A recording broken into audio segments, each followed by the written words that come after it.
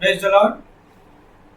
మన ప్రభువును రక్షకుడును యేసుక్రీస్తు ప్రశస్త నామములో ఈ ఉదయకాలపు వేళ మీకు శుభములు చెబుతూ వస్తుంటున్నాం.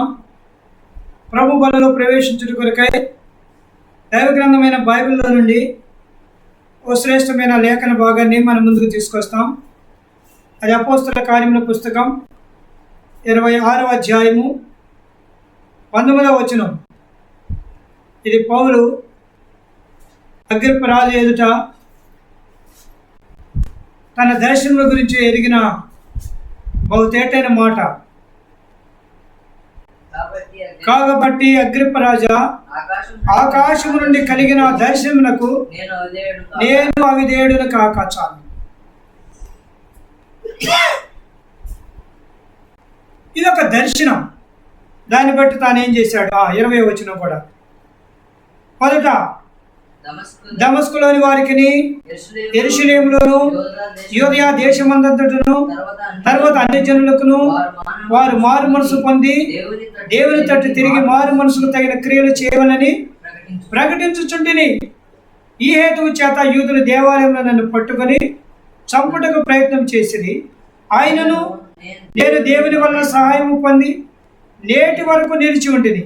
క్రీస్తు శ్రమపడి మృతుల పునరుద్ధానమును పొందువారిలో మొదటి వాడొకటి చేత ఈ ప్రజలకును అన్ని జనులకును వెలుగు ప్రచురింపబోనని ప్రవక్తలను మోషే ముందుగా చెప్పినవి గాక మరి ఏమీ చెప్పగా అల్పులకును ఘనులకును సాక్ష్యం ఇచ్చుచుంటిని. ఇది పరలోకపు దర్శనం. అపోస్తలుడైన పౌలు అగ్రిప్ప రాజు ఎదుట మాట్లాడిన మాట ఏంటంటే, నేను ఆకాశము నుండి కలిగిన దర్శనానికి నేను అవిధేయుడిని కాను. ఏంటా దర్శనం అంటే, నేను పలు స్థలాల్లోకి ఆయన గురించి ప్రకటిస్తా, అన్ని జనులకు ఆయన గురించి మారు మనసు పొందాలని చెబుతా, మారు మనసు పొందిన వారు తగిన క్రియలు చేయాలని ప్రకటిస్తా. ఒక మాటలో చెప్పాలంటే, యేసుక్రీస్తు శ్రమపడి మృతుల పునరుద్ధానములో ఎట్లాగా పాలు పొందినాడు కాబట్టి ఆ ప్రజలకు అలాంటి అనుభవాన్ని నేను కూడా కలిగి ఉండాలని కోరుకుంటున్నాను. అంటే ప్రభువు యొక్క పునరుద్ధానములో నేను పాలువారినవ్వాలి అన్నది నా భావంగా ఉంది అనేది తన తపనగా ఉంది. అందుకొరకే ఏమైనా సరే నేను ఆయన గురించి ప్రకటిస్తానే. తాను ఎరుగుదురు కొరింథీ తిమోతికి రాసిన పత్రికలు అన్నాడు, నేను దూషకుడును హింసకుడును హానికరుడును. మొదటి నా స్థితి అది, ప్రధాన పాపిని అంటాడు.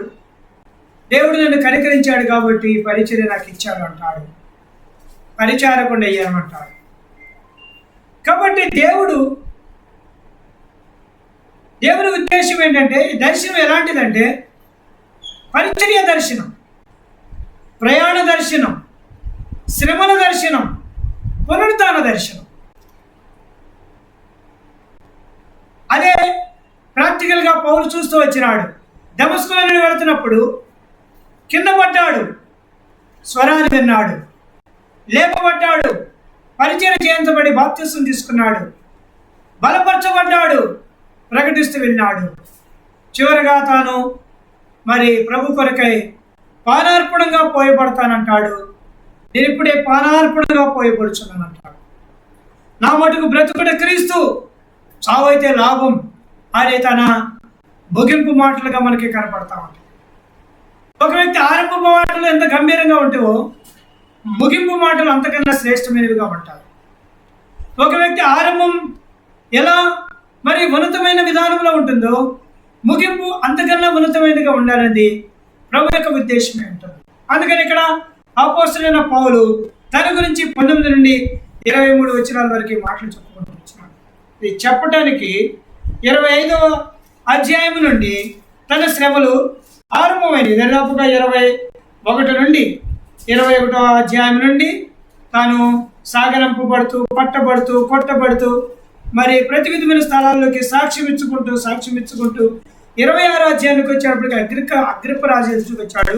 27వ అధ్యాయానికి వచ్చేటప్పటికి అసలు అగ్రిప్ప రాజు నుండి ఫేస్ట్ దగ్గరికి పంపుతారు. ఫేస్ట్ ఇటలీలో ఉన్నాడు. ఇప్పుడు రోమా రోమా ప్రభుత్వానికి మరి ప్రధానమైనటువంటి ఫేస్ట్ దగ్గరికి, కైసర్ దగ్గరికి పౌలుని పంపాల్సిన అవసరం తెచ్చింది. అందుకే 27వ అధ్యాయము 28వ అధ్యాయము తాను ఒక ఓడ ప్రయాణంలో ఉంటాడు. ఓడ ప్రయాణంలోకి వెళ్ళినప్పుడు తను కొన్ని దేశాల నుండి వెళ్ళాల్సిన అవసరం అవుతుంది. ఇటలీకి వెళ్ళాలంటే ఒకసారి వెళ్ళలేదు. ఇటలీకి వెళ్ళాలంటే 1వ అధ్యాయంలో ఇటలీకి వెళ్ళడానికి తాను 2వ వచనంలో అద్రమతి అనే పట్టణం యొక్క వాడును ఎక్కాల్సిన అవసరం వచ్చింది. ఇంకా తర్వాత కుప్రాకు వెళ్ళవలసిన అవసరం వచ్చింది. తర్వాత క్రేతుకు వెళ్ళవలసి వచ్చింది. తర్వాత క్లీదుకు వెళ్ళవలసి వచ్చింది. అలాగన మరి ప్రతివిధమైన స్థలాల్లో నుండి వెళుతూ ఎన్నో ఓడలలో నుండి ఆ ఓడ శ్రమలో నుండి తాను వెళుతూ వస్తూ ఉంటాడు. నిజంగా చూడాలంటే తాను వెళ్ళిన దేశాలు కిలికియా, పంపులియాకు వెళతా ఉంటాడు, క్రేదుకు వెళతా ఉంటాడు, క్లీదుకు వెళతా ఉంటాడు. తర్వాత మరి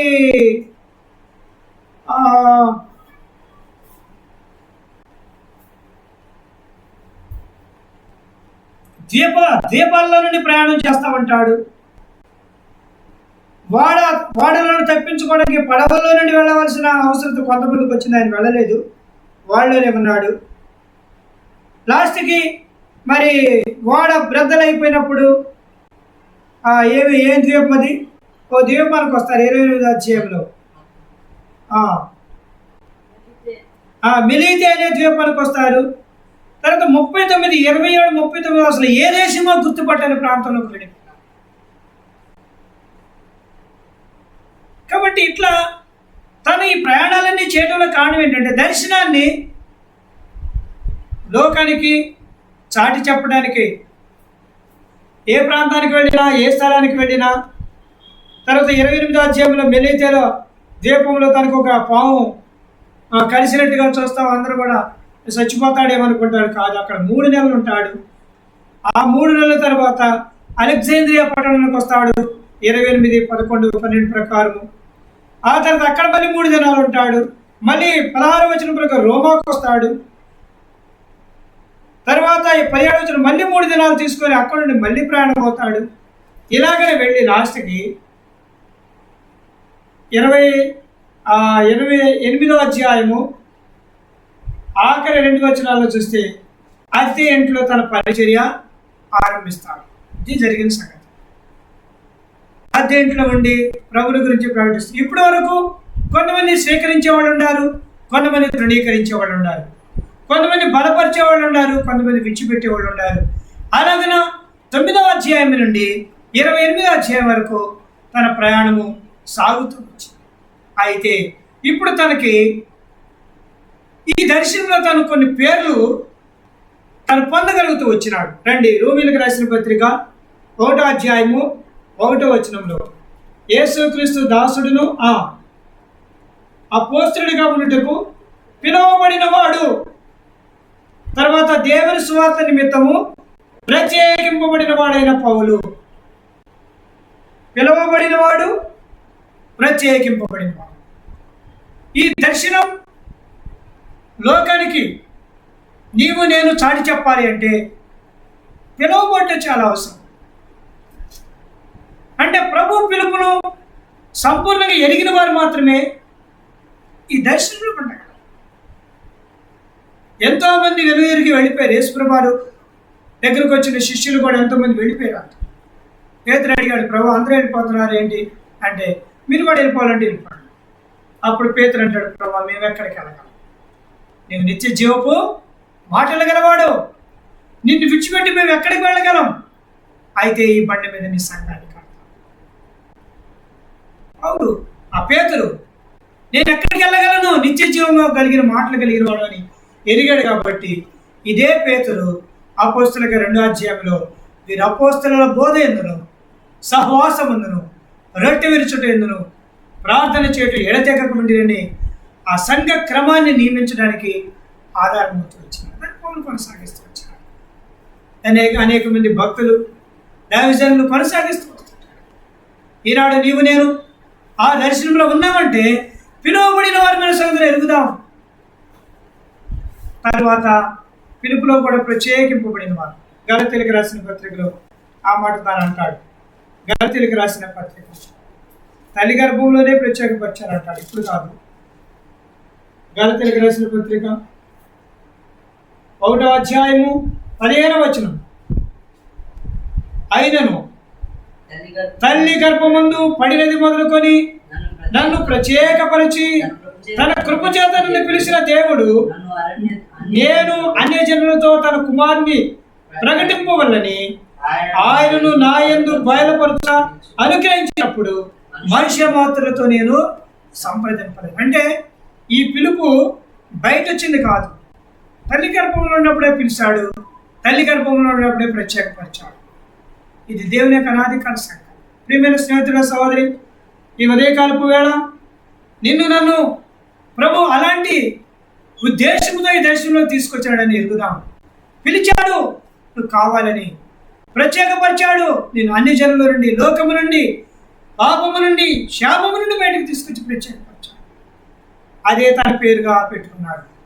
పౌలు అనే దానికి ముందేమనంటే పిలువబడిన వాడు, ప్రత్యేకపరచబడిన వాడని పేరుతోటి తన పరిచర్య రోమా సంఘములో ఆరంభిస్తూ వచ్చినాడు. దాని తర్వాత సంఘాన్ని చూస్తాం. రండి కొరింథీ సంఘానికి. కొరింథీయులకు రాసిన మొదటి పత్రిక 1వ అధ్యాయం 1వ వచనం. దేవుని చిత్తం వల్ల యేసుక్రీస్తు యొక్క అపోస్తలుడిగా ఉండుటకు పిలువబడిన పౌలు, ఉండుటకు అపోస్తలుడిగా ఉండుటకు పిలువబడిన మాట. అపోస్తలుడైన పౌలు ఆ తర్వాత కూడా అంటాడు, కానీ అపోస్తలుడిగా ఉండుటకు. అపోస్తలుడు అంటే ఎన్ని శ్రమలైనా అనుభవించేవాడే అపోస్తలుడు. అదే ఇదే 2 కొరింథీ ఆఖరి అధ్యాయంలో ఆయన శ్రమలన్నిటి గురించి చెబుతా ఉంటాడు. ఎన్ని శ్రమలు అనుభవించాడో అవన్నీ కూడా రాసి ఇంకను 28వ వచనం, ఇవి కాక సంఘముల గురించి సంఘములన్నిటి గురించి చింతయు కలదు, ఈ భారము దినదినము నాకు కలుగుచున్నది, ఇంకను చెప్పవలసిన అనేకములు అంటాడు. ఎక్కడది 27వ వచనం ఆఖరి, ఇంకను చెప్పవలసినవి అనేకములు. అప్పటికే దరిదాపుగా బెత్తాలతో కొట్టబడటం, వాడ పగిలిపోవటం, సముద్రాల్లో ఉండటం, దొంగల్లో రకరకాల ఆపదల్లో పడటం, పట్టణంలో ప్రయాసతోటి, ఆకలితో, దిగంబరతో అన్ని ఉండడం నేర్పి అన్ని చూసి ఇప్పుడేమండి ఇవి కాక ఇంకా చెప్పవచ్చు. అయితే సంఘములు కూర్చొని చింత భారము నాకు దినదినము అధికమవుతుంది. కాబట్టి ఎవరైతే అపోస్తలుడిగా ఉండాలనుకుంటాడో వాడికి భారం ఉంటుంది, ఈ శ్రమలు ఉంటాయి, ఈ మరణపు పరిస్థితులు ఉంటాయి. చాలాసార్లు మన జీవితంలో కొంతమంది భక్తుల గురించి, దైవజనులు వారి అనుభవాల గురించి చెబుతూ ఉంటే, ఒక స్థలానికి దైవజనుడు బాక్సింగ్ గారు వెళ్ళేటప్పుడు కొంత దూరం వెళ్ళిన తర్వాత ఆ ట్రక్ దిగబడిపోతే ఆయన ఎడ్ల బండి మీద వేరే చోటకి తీసుకొని వెళ్ళిపోయాడు. అట్లన్నీ ఖరాబ్ అయిపోయినా సరే అలాగే వెంబడించామని చెప్పే దైవజనుడు. ఎన్నోసార్లు మా జీవితంలో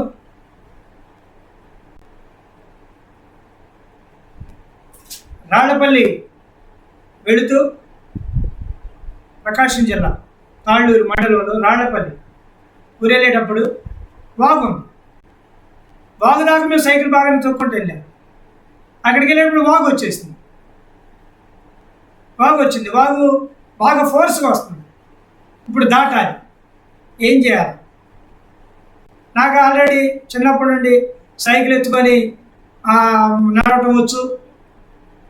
అవసరమైతే పక్కన ఇంకో సైకిల్ పెట్టుకొని సైకిల్ తొక్కుంటే ఆ సైకిల్ తీసుకెళ్తవచ్చు. ఏదైనా పెద్ద బరువు నెత్తి మీద పెట్టుకొని ఆ బరువును పట్టుకోకుండా సైకిల్ హ్యాండ్ పెట్టుకొని తొక్కడం కూడా నాకు వచ్చు. ఎన్ని నా అనుభవంతో నేను నేర్చుకున్నాను. అందుకనే చక్కగా బట్టలు తీసేసి తలకు చుట్టుకొని, ఎందుకంటే పెద్ద పెద్ద ఉప్పేరి ఇది అనుభవం నాకు ఉంది. సైకిల్ భుజం మీద పెట్టుకొని అలాగే దాటుకుంటూ వెళ్ళిపోయాడు. ఇసురుతుంది, మాకు లాగేస్తుంది కదా, అయినా సరే వెళ్ళిపోయాడు.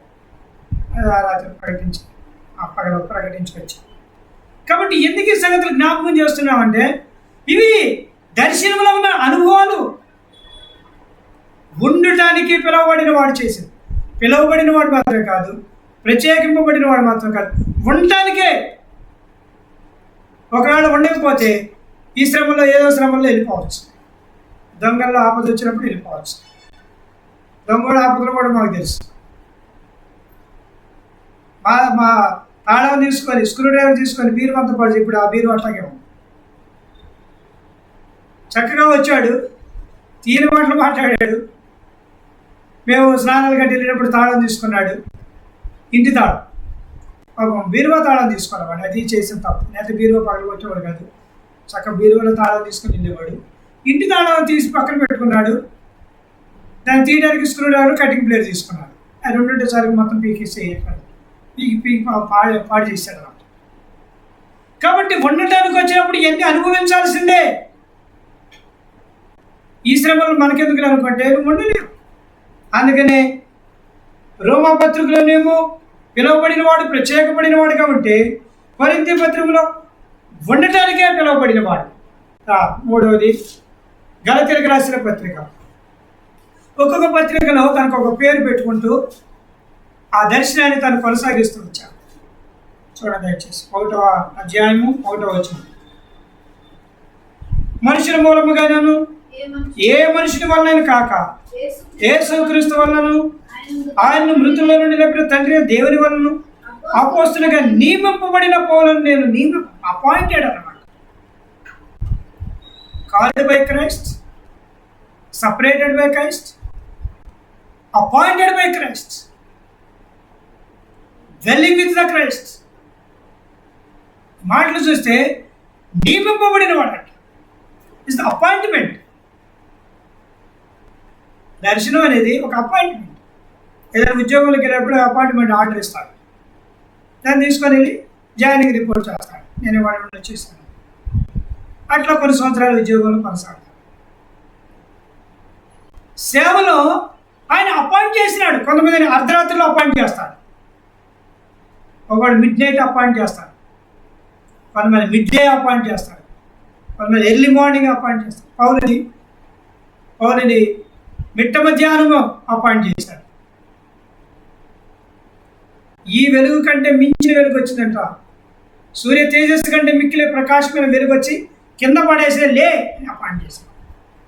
సమయాలని అర్ధరాత్రిలో పడుకుంటే దీపాలు అర్పేసిన తర్వాత సమయాలు రా. దావీదు గొర్రెలు కాస్తంటే సాయంత్రం అంతా అయిపోయింది. భోజనాలు కూడా చేసేసాడు. ఎందుకంటే సమయాలు వస్తుంటే అందరూ హడావుడి హంగామా. యషీ కదా అందరూ హడావుడిగా ఉన్నారు. యషీ ఇంటికి మా ప్రవక్త వస్తున్నాడండి, సమయాలు వస్తున్నాడండి అంటే మంచిగా బిర్యానీలు అన్నీ చేసేసారు. ముందు ఫుల్గా పెట్టి తృప్తిగా తినండి, మీరు తర్వాత చూద్దాం, అభిషేకం ఏముంది. కానీ ఇదేగా ఇప్పుడు చాలామంది ఇదేగా చేస్తుంది. ముందు తినేయటం, తర్వాత బాప్తీసాలకి వెళ్తాం. ముందు బాప్తీసాలు ఇవ్వు, ఆ తర్వాత తిను. ఈనాడు చాలామంది ఎట్లా తయారయ్యారు. ముందు దిట్టంగా తినేయటం, ఆ తర్వాత బాప్తీసాలు ఇవ్వటం. అది దేవుని చిత్తం కాదు. ఒకవేళ దైవజనుడు భక్సింగ్ గారు ఆ టైంలో ఇచ్చుంటే, ఆయనకి విస్తారమైన పరిచర్య ఉంది కాబట్టి ఒకవేళ ఇచ్చుంటాడేమో. కొంతమంది ఇట్లా వంక చెప్తారు, భక్సింగ్ గారు కూడా ఇచ్చాడండి. నువ్వు అట్ట చెప్పొద్దు, నీకు అంత పరిచర్య లేదు. నువ్వు ఒక జిల్లాలోనో ఒక మందిరంలోనూ ఉన్న వ్యక్తివి. అనంత మాత్రాన్ని ఆయనతో పోల్చుకొని కడుపు నిండా తిని బాప్తీసాలకు ఎందుకు వెళ్ళాలి? వెళ్ళొద్దు. ముందు బాప్తీసాలు, అది విలువైంది, అది ఘనమైంది, అది శ్రేష్టమైంది. ఈనాడు ఎంతోమంది ఈ విషయాలు తప్పిపోతున్నారు. దర్శనం తప్పిపోతుంది, క్రమం తప్పిపోతుంది. ముందు బాప్తీసాలు ఇవ్వటానికి నీకేంటి బాధ? ఎంతోమందిని చలిలో తీసుకెళ్ళి కృష్ణానదిలో బాప్తీసం ఇచ్చిన అనుభవం నాకుంది. చలిలో తీసుకెళ్ళి ఆ ఉప్పుటేరులో ఇచ్చిన అనుభవం నాకుంది. చలిలో తీసుకెళ్ళి కాలువల్లో ఇచ్చిన అనుభవం నాకుంది. వాగుల్లో ఇచ్చిన అనుభవం నాకు. తిరువురులో వాగులో, ఏలూరుపాడులో ఉప్పుటేరులో, కల్లిండ్లో కాలువలో, విజయవాడలో కృష్ణానదిలో, గోదావరిలో, సముద్రంలో. ఏంటి అనుభవం ఎక్కడ నుంచి? స్నేహితుల సోదరి జ్ఞాపకం చేస్తుంటున్నాడు, విలువైన కార్యాలు చేయాలి. అందుకని ఎలా అన్నాడు, నేను నియమింపబడ్డాను. అదే అందుకని ఇప్పుడు ఆ దావీదు నియమింపబడిన టైము ఈవినింగ్ టైం అన్నమాట. తర్వాత సౌలు నియమింపబడిన టైము చాలా ఎర్లీ అవర్స్. అక్కడ రాయబడిందిగా, చూడండి దయచేసి ఆ మాట. 1వ సమూయేలు గ్రంథం 9వ అధ్యాయం. సాయంత్రం ఉదయం అది నీళ్ళకు వస్తున్నారంట అక్కలు. 1వ సమూయేలు గ్రంథం. దీర్ఘదర్శి ఇప్పుడే వచ్చాడు అని చెప్తాడు.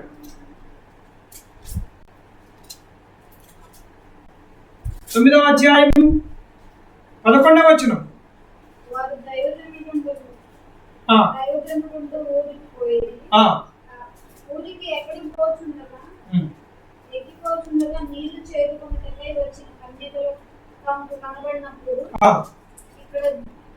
దీర్ఘదర్శి ఉన్నాడని అడిగిరి. అందుకు వారు, ఇదిగో ఎత్తడు మీరుగానే ఉన్నాడు, త్వరగా పోయి కలుసుకొనుడి. ఈ దినమున అతడు ఈ ఊరికి వచ్చెను. నేడు ఉన్నత స్థలమందు అతడు జనులకు బలి జరుగును కనుక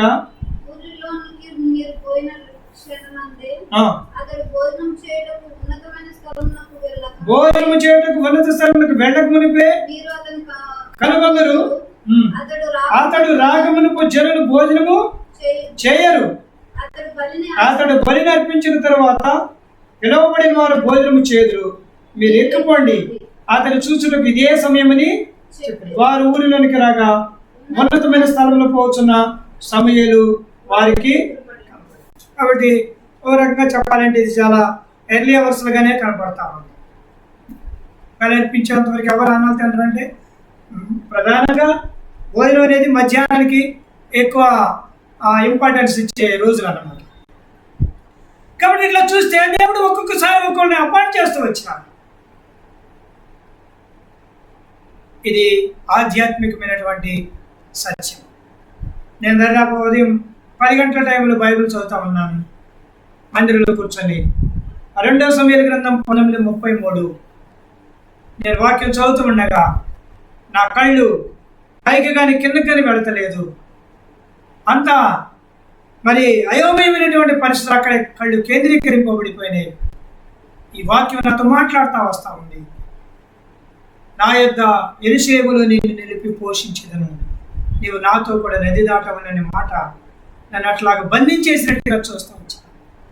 రావిజుడి దగ్గరికి వెళ్ళా, అంకుల్ ఇది నాకేం అర్థం కావట్లేదు చూడండి, దేవుడు నిన్ను సేవ కొరకే పిలుస్తున్నాడు. అప్పటికే నాకు మరి ఉద్యోగ పరిస్థితుల మధ్యన నేను తటపటాయిస్తున్నటువంటి రోజులు అవి. గవర్నమెంట్ ఉద్యోగం కొరకే సిద్ధపరచబడవలసిన రోజులు. అయితే ప్రభు ఆ స్వరానికి లోబడుతూ వచ్చినాడు. అట్లాగా పౌలు అన్నాడు గలతీ సంఘానికి, నేను ఎందుకన్నా ఎంపిక చేయబడిన వాళ్ళైతే నియమింపబడిన వాడనమాట జ్ఞాపకం చేస్తూ వస్తున్నాను. తర్వాత రండి ఎఫెసీయులకు రాసిన పత్రిక 1వ అధ్యాయం 1వ వచనం.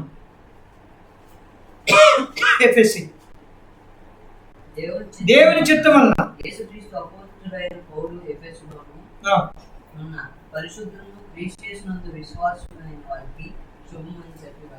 తర్వాత కొలస్సీయులకు రాసిన పత్రిక 1:1 కూడా.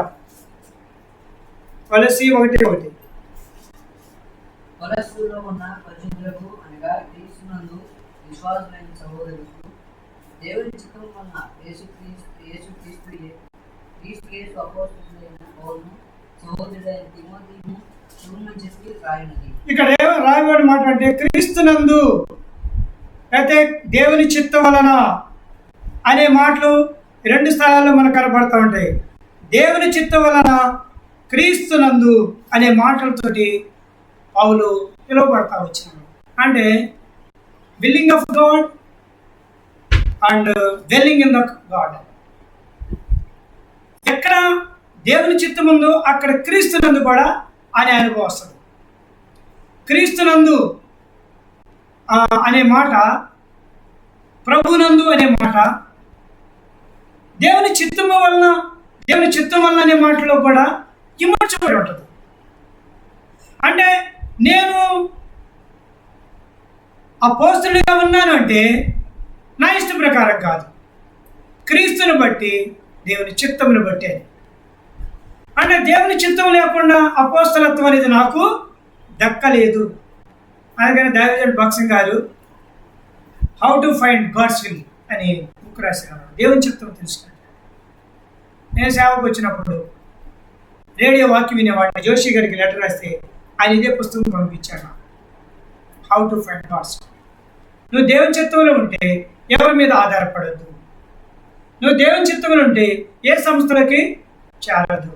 నువ్వు దేవుని చిత్తంలో ఉంటే నీ అవసరం ఎవరికి చెప్పదు. ఎంతోమంది నా గురించి అదే మాట అంటారు, మీరు ఎవరికి చెప్పరుగా, ఎవరికి చెప్పరుగా అంటారు. చెప్పలేము. చెప్పాలని లోపల బాధ నొప్పి ఉన్నప్పటికీ చెప్పలేము. It's the willing of God. ఇది దేవుని చిత్తం. దేవునిలో ఉన్న వాళ్ళు దేహి అని అడగలేరు, దేహం కొరకు ఆలోచించలేరు, భూ సంబంధమైనటువంటి జీవితం కొరకై ఆతృత పడలేదు. దైవజనుడు చివరి వరకు ఆయనకంటూ ఏమీ లేకుండా పోయింది. ఇదే ఉదయకాలపు వేళ నీకు నాకు కాలం చేయబడుతుంది. సేవకు వచ్చేటప్పుడు చాలా సామాన్యంగా వస్తాం, తర్వాత మొత్తం నాది. ఎంత భయంకరం! నువ్వు సామాన్యమైన వ్యక్తివి, మర్చిపోకు. నువ్వు సేవకు వచ్చినప్పుడు దేవుని సేవ చేయడానికి వచ్చావు, దేవుని చిత్తాన్ని చేయడానికి వచ్చావు. యేసుప్రభువు చెప్పారు యోహాను సువార్త 4వ అధ్యాయంలో, సమరయ స్త్రీ దగ్గర కూర్చుంటే వాళ్ళ శిష్యులు భోజనం తీసుకొస్తే ఆయన నేను మీకు తెలియని ఆహారం నా దగ్గర ఉందో అంటాడు. వాళ్ళ కోపం వస్తుంది, ఎవరైనా అన్నం తీసుకొచ్చి పెట్టేశారేమో, ఈ పాటికే తినేసి మేము కూడా కూర్చున్నాడు ఈయన, మనమేమో అక్కడికి అందరికి తిరిగి వెళ్ళి రకరకాలుగా యాతన పడి తీసుకొచ్చుకున్నాము, ఈయనలాగే కూర్చుంటే బాగుంటున్నాడు. వెంటనే ప్రభు అన్నాడు, అట్లా కాదు ఆయన, నా తండ్రి చిత్తం చేయటం, ఆయన పని తుదిముట్టించు నాకు ఆహారం. ఇప్పుడు చూడండి, మీరు కనులెత్తి చూడండి, పంట ఇప్పుడే పైరుకొచ్చింది, కొడలు పెట్టిపోయింది. ఇంకా 12 నెలలకు వస్తుందన్న కాదు కదా, ఇప్పుడే వచ్చింది. అంటే తిన్నా తినకపోయినా ఇప్పుడే వీధిలో పడి. దేవుని చిత్తం అంటే తిన్నా తినకపోయినా వీధిలో పడి పోవటమే దేవుని చిత్తం. చాలాసార్లు ఏసీలు వేసుకొని కంఫర్టబుల్గా, ఈ రోజుల్లో సేవకులు కూడా నేను సోమవారం రెస్ట్ తీసుకుంటాను బ్రదర్, నేను శనివారం రెస్ట్ తీసుకుంటాను బ్రదర్, ఇట్లా చెప్పేవాడు ఉండాలి. నీకెందుకు రెస్ట్? దైవజనుడు భక్సింగ్ గారు అంటాడు, my rest is in heaven అంటాడు. పరలోకంలో నాకు విశ్రాంతి. మరి అక్కడ విశ్రాంతి కోసం ఇక్కడ ఎందుకు నీకు రెస్ట్? ఒకవేళ శారీరకమైన బలహీనతలు ఉండొచ్చు, దాన్ని బట్టి బాగలేదని చెప్పు, తప్పులే. నేను రెస్ట్ తీసుకుంటా, నేను కంఫర్టబుల్గా ఉంటా, నేను వచ్చేస్తా ఇచ్చేస్తా, ఇవన్నీ భూసంబంధమైన సంగతులు, దేవుని చిత్తానికి దూరమైన సంగతులు. ఈనాడు ఎంతోమంది జీవితాల్లో ఇలాంటి పరిస్థితులు విశ్వాసులుగా, సేవకులుగా ఈ అనుభవంలోకి వచ్చి దేవుని చిత్తం నుండి దూరం అవుతున్నామనే సంగతులు జ్ఞాపకం చేయబడుతూ వస్తున్నాం. పరీక్షించుకున్నాం ప్రభు వల్ల. దేవుని చిత్తాన్ని చేయటం కొరకై, దేవుని కొరకై ప్రత్యేకింపబడ్డ కొరకై, దేవుని పిలుపు కొరకై, దేవుని ఏర్పాటు కొరకై, నియమింపబడిన వాళ్ళ కొరకై వచ్చిన వారమైన సంగతిని జ్ఞాపకం చేయబడుతూ వస్తున్నాం. తర్వాత రండి, తెస్సలోనికి రాసిన మొదటి పత్రిక 1వ అధ్యాయం 1వ వచనం. తండ్రి అయిన దేవుని యందును యేసుక్రీస్తునందును ఉన్న తెస్సలోనికీయుల సంఘమునకు పౌలును, సిల్వాను, తిమోతిను శుభములు చెప్పుచున్నాను. 2వ తెస్సలోనికి రాసిన పత్రిక 1వ అధ్యాయం 1వ వచనం. మన తండ్రి అయిన దేవుని యందును ప్రభువైన యేసుక్రీస్తునందును ఉన్న తెస్సలోనికీయుల సంఘమునకు పౌలును, సిల్వాను, తిమోతిను శుభములు చెప్పుచున్నాను. ఇక్కడ ఏమంటాడంటే తండ్రి అయిన దేవుడు, ప్రభువైన యేసుక్రీస్తు ఇద్దరిలో ఉన్నటువంటి వ్యక్తిని అనే సంగతిని ఆ సంఘానికి గుర్తు చేస్తూ మీరు కూడా అలాంటి సంఘమే అంటున్నారు. అంటే మనము తండ్రితోనూ ఆయన కుమారుడైన యేసుక్రీస్తుతో కూడా సంపూర్ణమైన సహవాసం కలిగిన వాడనా? పాత నిబంధన కాదు, నాకు కొత్త నిబంధన ఒకటే ఆధారం, యేసు ప్రభు యొక్క పరిచయ ఆధారం అని చెప్పట్లా. ఎందుకంటే తన గమనీయుల పాదముల దగ్గర నేర్చుకున్నవాడు, ధర్మశాస్త్ర పాండిత్యం ఎరిగినవాడు, అదే అగ్రిప్ప దగ్గర అంటాడు. అగ్రిప్ప గురించి చెబుతూ చూడండి దయచేసి ఆ మాట, అపోస్తల కార్యములు 26వ అధ్యాయం. అగ్రిప్ప రాజునే క్రైస్తవుడిగా మార్చేయడానికి ప్రయత్నం చేస్తాడు. ఎలాంటి మాట మాట్లాడతాడు చూడండి.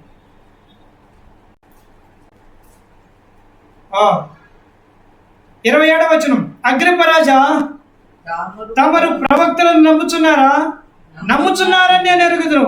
అందుకు అగ్రిప్ప, ఇంత సులభంగా నన్ను క్రైస్తవుని చేర్చున్నావే అని సౌలుతో చెప్పింది. అగ్రిప్ప రాజు దగ్గరకు వచ్చి అన్నాడు, అగ్రిప్ప రాజా, మీరు ప్రవక్తలు నమ్ముతున్నారని నేను ఎరుగుదు. కొంచెం ఎవరికి కావాలి?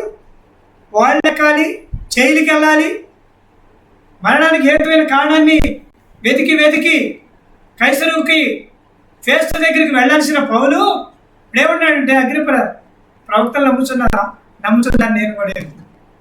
నేను నువ్వు నమ్ముతున్నావు అసలు నాకు తెలుసు. ఎంత సులభంగా 29వ వచనం. అందుకు సౌలు, సులభముగానో దుర్లభముగానో తమరు మాత్రం కాదు, నేడు ఈ మాట విని వారందరూ ఈ బంధకములు తప్ప నా వలె ఉండినట్లు దేవుడు అనుగ్రహించును గాక. మీరు చూస్తున్నారే, ఇప్పుడు ఈ బంధకాలతో మాట్లాడుతున్నానే, ఈ బంధకాలు తప్ప అందరూ కూడా నాకు లేకుండా, అనగా దేవుని చిత్తంలో ఉండాలి, పిలువబడిన వారుగా ఉండాలి, ప్రత్యేకంగా నియమింపబడిన వారుగా, తండ్రితోనూ కుమారునితోనూ ఉండాలనేది నా ఆశ. అది పౌలు చెప్తున్నాడు. చివరిగా ఇంకో సంగతి, అయిపోయిన పత్రికలు, తీతు పత్రికలోను, తీతు పత్రికలో కూడా ఆ సంగతి జ్ఞాపకం చేస్తుంది. తీతు పత్రిక 1వ అధ్యాయం అంటుంది.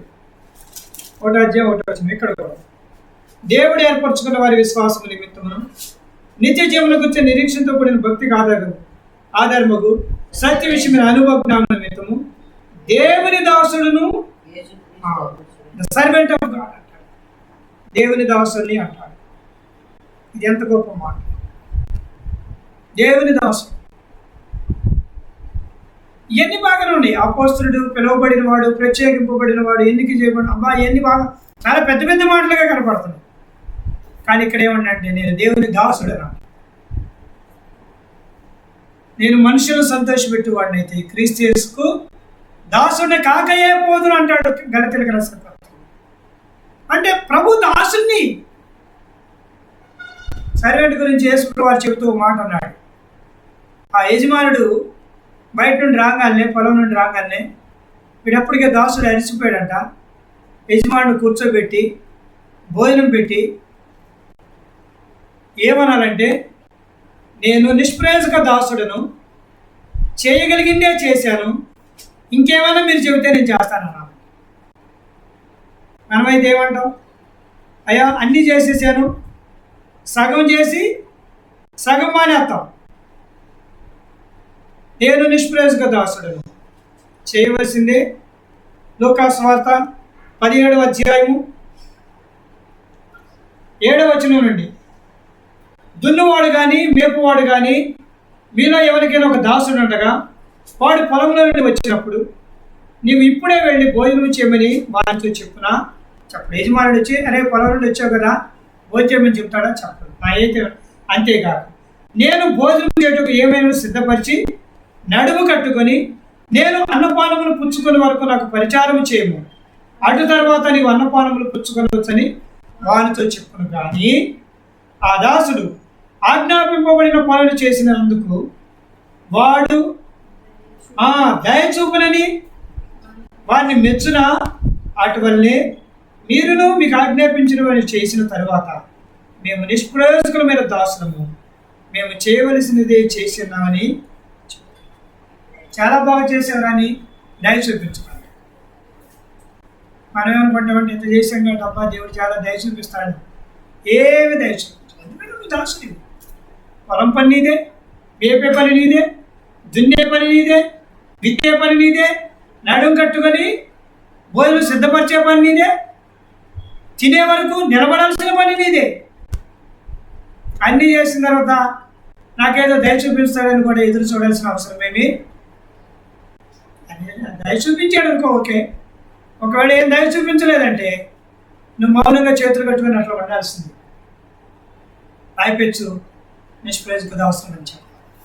అందుకని అపోస్తలుడైన పౌలు తీతుకు రాసిన పత్రికలో యేసుక్రీస్తు దేవుని దాసుడను అన్నాడు. తర్వాత నెక్స్ట్ ఆఖరి పత్రిక ఫిలెమోను పత్రికలో ఇక్కడ ఇంకో మంచి పేరు పెట్టుకుంటారు. ఆఖరి అపోస్తలుడిగా ఆరంభించబడి ఖైదీగా ముగించబడతాడు. ఒకటి చూడండి. క్రీస్తు యేసు ఖైదీ అయిన పౌలును. చాలు. ఇప్పుడు ఏంటి లాస్ట్కి ఏం పేరు? దాసుడి కంటే భయంకరమైన పేరు ఖైదీ. దొంగోడు అన్నట్టు. దొంగోడు, హంతకుడు, నరహంతకుడు, దుర్మార్గుడు. ఖైదీలు ఎవరుంటే ఖైదీగా ఎవరున్నాడు? ఖైదీకి ఒకవేళ మంచి వ్యక్తి జైల్లోకి వెళ్ళినా అతను మంచోడని అంటారు. ఎందుకంటే ఎంతో కొంత రుజువు లేకుండా వాడు జైలుకి వెళ్ళాడు. పౌలుగా ఖైదీకి వెళ్ళాడు. ఏమి రుజువు అంటే ఆయన మాటలను బట్టి ఖైదీకి వెళ్ళాడు. ప్రభుని గురించి ప్రకటించిన కారణం చేత ఖైదీకి వెళ్ళాడు. ఇది ఎంతో ఘనమైంది. అందుకని ఖైదీలోకి వెళ్ళాడు. కాబట్టి అపోస్తల కార్యముల పుస్తకం 16వ అధ్యాయంలోన 18వ అధ్యాయం పౌలు శీలలు పాటలు పాడుతుంటే జైలు అధికారి రక్షణ పడ్డాడు కదా. ఎక్కడది చూడండి. అపోస్తల కార్యములు సంగతి చెప్పి ముగిస్తాను. 18వ అధ్యాయంలో 16వ అధ్యాయంలో 24వ వచనం మరియు లేకపోతే 22వ వచనం. ఆ రాత్రి ఆ గడియలో అతడు వారిని తీసుకుని వచ్చి వారి గాయములు కడిగిన వెంటనే అతడు నా ఇంటి వారిని బాప్తిసం పొందిరి. మరి అతడు వారిని ఇంటికి తోడుకుని వచ్చి భోజనం పెట్టి దేవుని విశ్వాసం ఉంచిన వాడే తన ఇంటి వారందరితో కూడా ఆనందించారు. ఎవరు? జైలు అధికారి. ఎప్పుడు? చావు బ్రతుకుల మధ్యన తన ఉద్యోగం పోతుందేమో, ఖైదీలందరూ వెళ్ళిపోయారు అనుకొని కలవరంతో ఉన్నవాడు ఆనందదాయకంగా మార్చబడ్డాడు. ఖైదీగా వెళ్ళి జైల్లో వాడు మార్చాడు. ఏసేపు జైలుకి వెళ్ళాడు. ఆనందదాయకుడు భక్ష్యగాడు మాత్రమే కదా, ఐగుప్తు రాజుకి కలక భావాన్ని చెప్పడం. కాబట్టి ఖైదీగా ఉండాలని ఆత్మీయంగా ప్రభు పరిచర్యలో ఉండి శ్రమలను గురించుట క్షేమమే అనే సంగతిని జ్ఞాపకం చేయబడుతూ వస్తుంది. ఏదో దొంగగా, హంతకుడుగా, నరహంతకుడుగా, మరి ఖైదీ అని పేరు పెట్టుకునే దానికంటే శ్రేష్టమైన పరిచారకుడైనటువంటి ఖైదీగా ఈ పిలుపుతో ప్రభు యొక్క చిత్తాన్ని చదువు. అందుకే 20వ అధ్యాయం నుండి తాను రకరకాల అనుభవాల నుండి వచ్చి 28వ అధ్యాయంలో తన అధ్యయనం ఉండి పరిచర్య ఆరంభించి ఈ పేర్లతోటి తన పరిచర్యను చేస్తూ వచ్చినాడు. ఈ మధ్యాహ్నం వేళ మనం కూడా ఎరుగుదాం. వాళ్ళ దగ్గరకు వస్తుంటున్నావు, నీకు ఈ విలువైన పేరు కావాలని ఆశిస్తే నువ్వు కూడా ప్రభు దగ్గర తప్పిపోయినా, పడిపోయినా, జారిపోయిన సంగతులు క్షమాపణ కోరుకోవచ్చు. దేవా, నన్ను దాసునిగా చెయ్యి, నన్ను ఖైదీగా చెయ్యి, నన్ను అపోస్తలుడిగా చెయ్యి, పిలువబడిన వాడుగా, ప్రత్యేకింపబడి నియమింపబడిన వాడుగా చెయ్యి, నీకు సాక్షిగా నేను చేయమని అడిగి విశ్వాసముతో ప్రభు మాటకు లోబడిన వారమే ప్రభు బలలో ప్రవేశిద్దాం. ప్రభు మనకు అత్యధికమైన కృపా సహాయమును కలిగించగలరు. ఆమేన్. ప్రార్థన చేస్తాం.